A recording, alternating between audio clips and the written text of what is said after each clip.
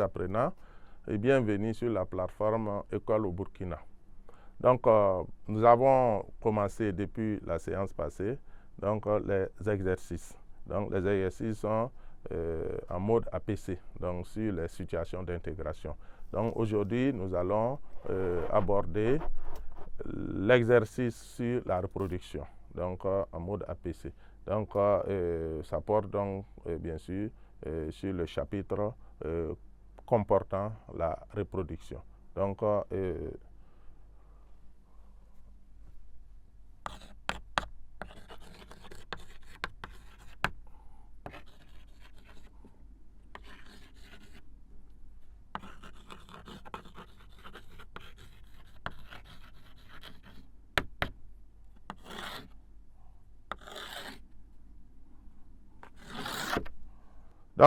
l'énoncé est le suivant.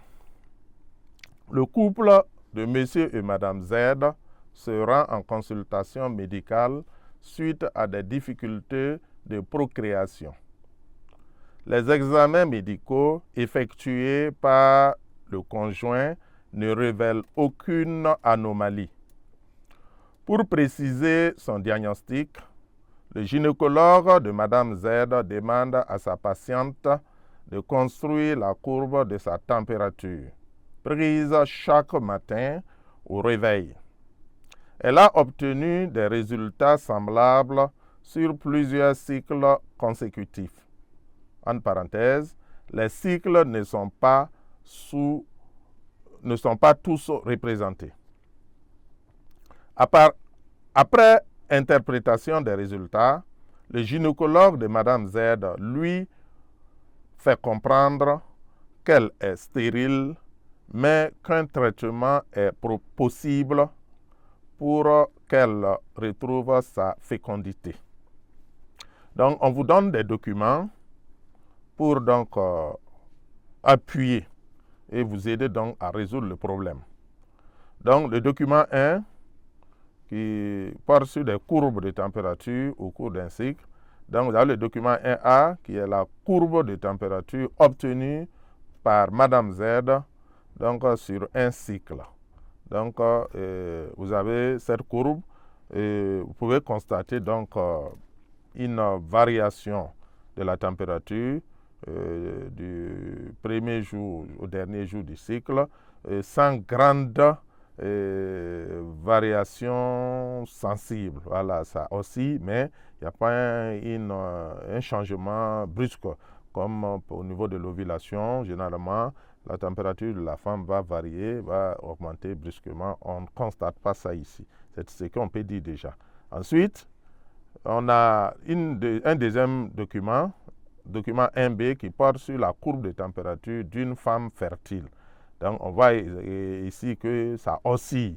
Et à l'ovulation, on constate vraiment un brusque changement, une brusque augmentation de la température. Donc, la température pré-ovulatoire oscille généralement en deçà de 36,4, alors qu'après l'ovulation, la température post-ovulatoire donc oscille donc au-dessus donc de 36,4. Donc ça, c'est déjà remarquable.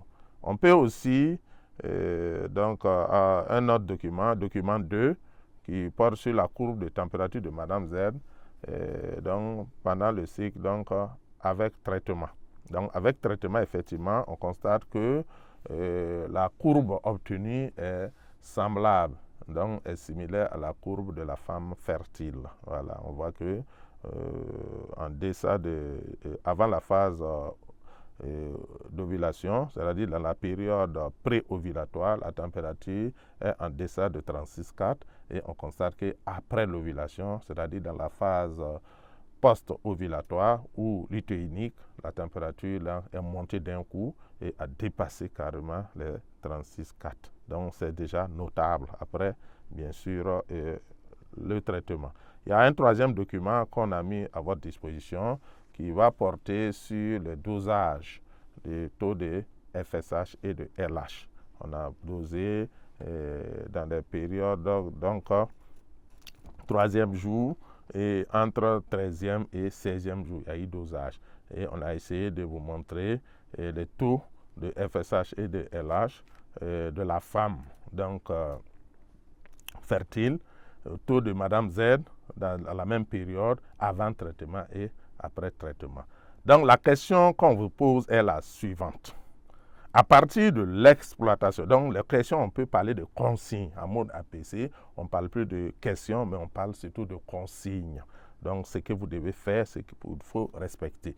Et donc comme je le disais au début, il faut toujours exploiter les documents qu'on met à votre disposition. C'est très important. Puisque dans les critères, dans les grilles d'évaluation, on tient beaucoup compte de tous ces aspects-là. Donc, on demande donc qu'à partir de l'exploitation des documents, explique la cause de la stérilité de Madame Z et vérifie l'efficacité du traitement proposé donc par le gynécologue.